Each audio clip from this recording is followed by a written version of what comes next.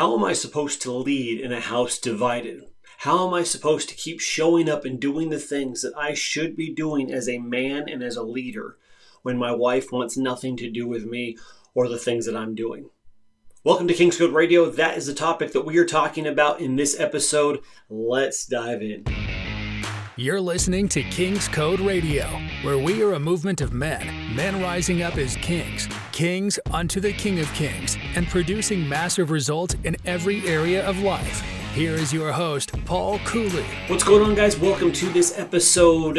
What we are going to be doing is I'm going to transition over to a recent call. So inside of our King's Armory program, which is specifically for men that are fighting for their marriage, we have a weekly call known as King Talk. So every Monday night we meet and we discuss different topics.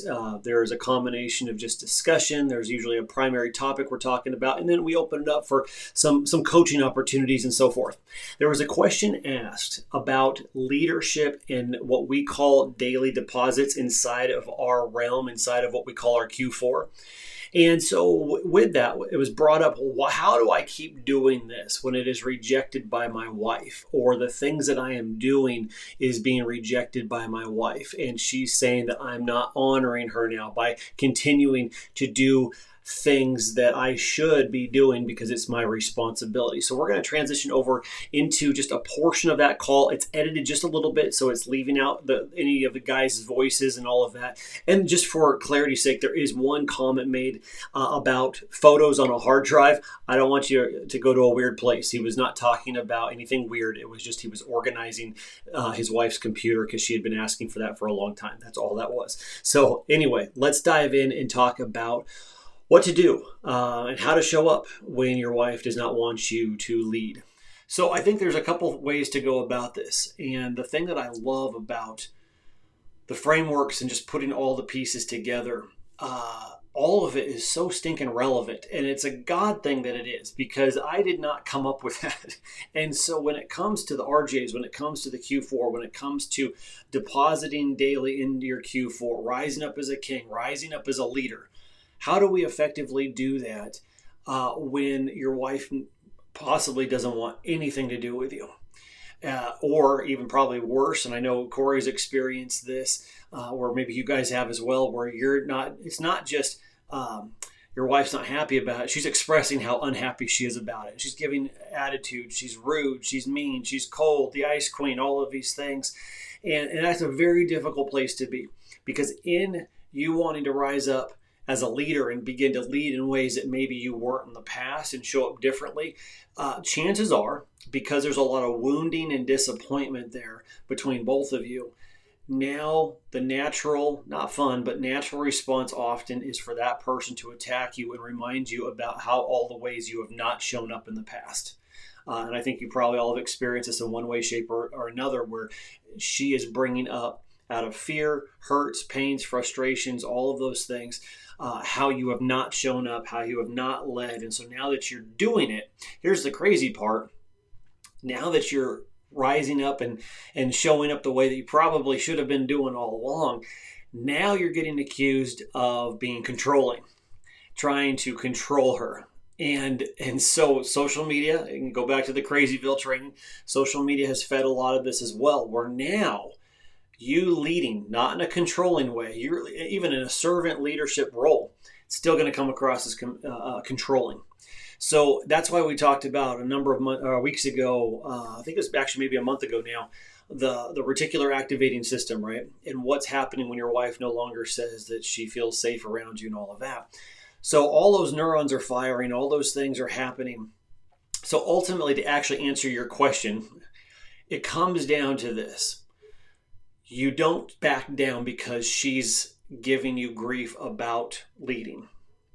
Because if you back down, if you power down, all she's going to do is use that against you and reaffirm that she was right all along, that these changes that you've been making are not real. So it comes down to you continuing to show up. Consistency is key. Consistency is so important, where I am showing up in the way that I know how, in the way the Lord's shown me so far. I'm working things out. So I'm going to continue to show up the way that I know God wants me to, and I'm not going to apologize for it.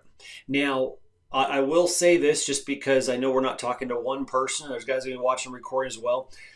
It's in a way where I am not trying to show up differently to try to convince my wife to change her mind. I'm not trying to convince her. I'm not trying to control her. I'm not trying to manipulate. What I am doing is I'm showing up and showing her who I am now, not maybe who I was, but who I am now. And there's a heart condition in all of that as well. So I'm not going to apologize for showing up differently. I'm not going to power down. I'm going to keep showing up the way Jesus wants me to. And in doing so, I am going to treat her the way Jesus would want me to treat her. In fact, we could go to the extreme level of saying, I'm going to treat her as if that was Jesus standing in front of me right now. And I'm not calling her Jesus. Okay, so don't think I'm saying something weird. But I'm treating her as if that was Jesus standing there. And that's a way to measure how am I actually really treating her.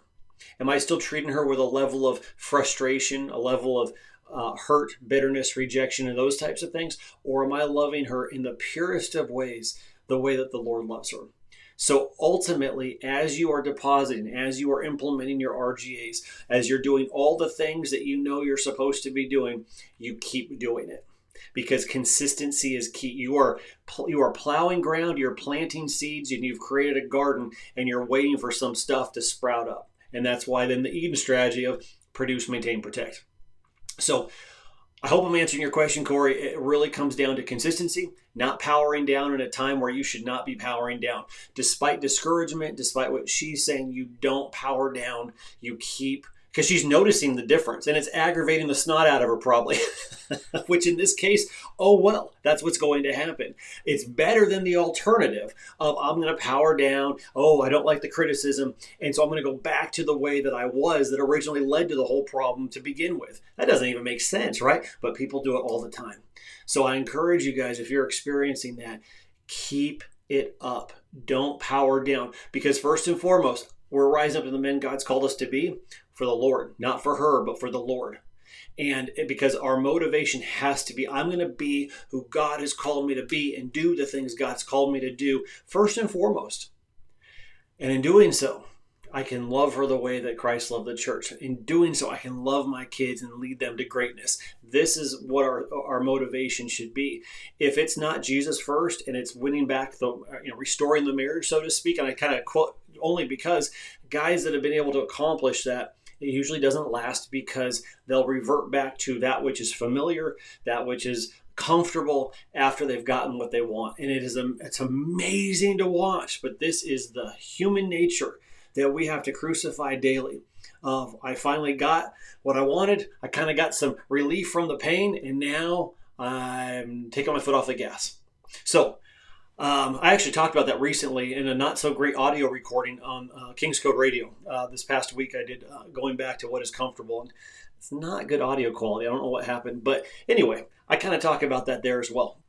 Sometimes we think that there is a silver bullet, like this one thing that I do, whether it's taking the pictures off the hard drive or finally taking out the garbage or whatever it is going to be the thing that suddenly just makes her come to her senses and go, oh, I've been wrong about this whole thing. And it doesn't work that way.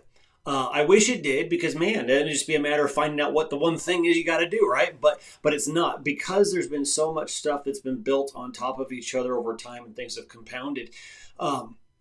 Yeah, you're absolutely right. You do it for the Lord. You're not doing it for her.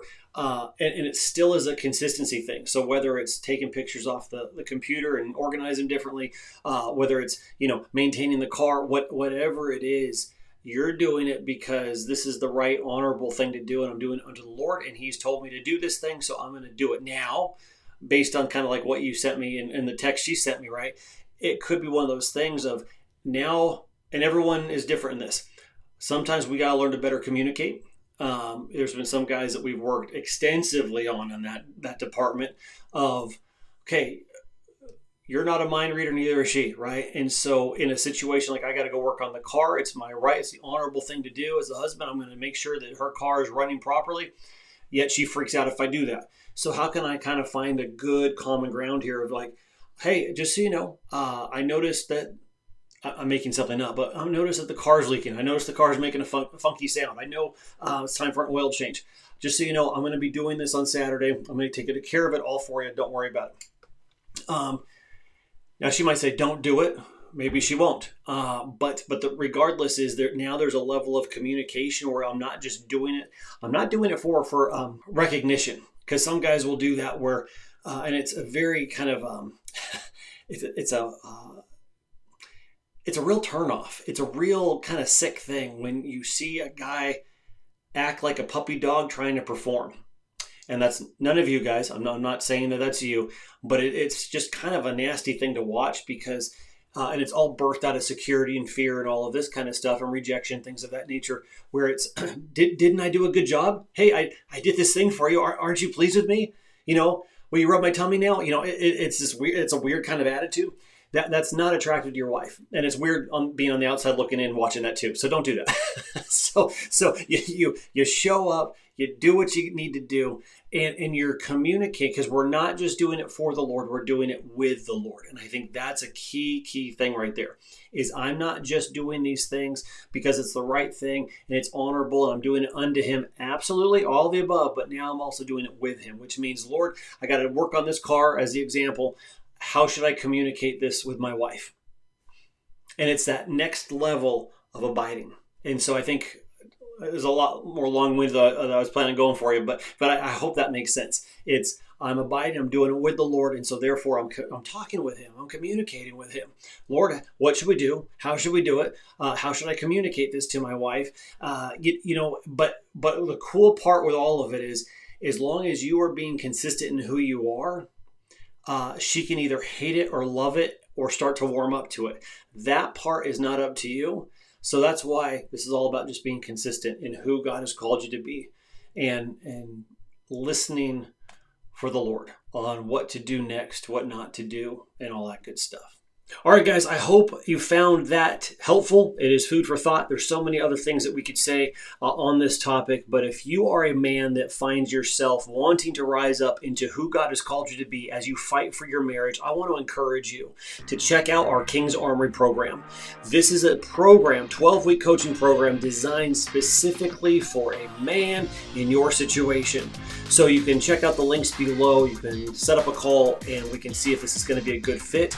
And really get yourself a roadmap, get yourself a battle plan, and a structure and a strategy on how to really fight for your marriage effectively. So guys, I hope you enjoyed this. We'll see you next time in the next episode of King's Code Radio.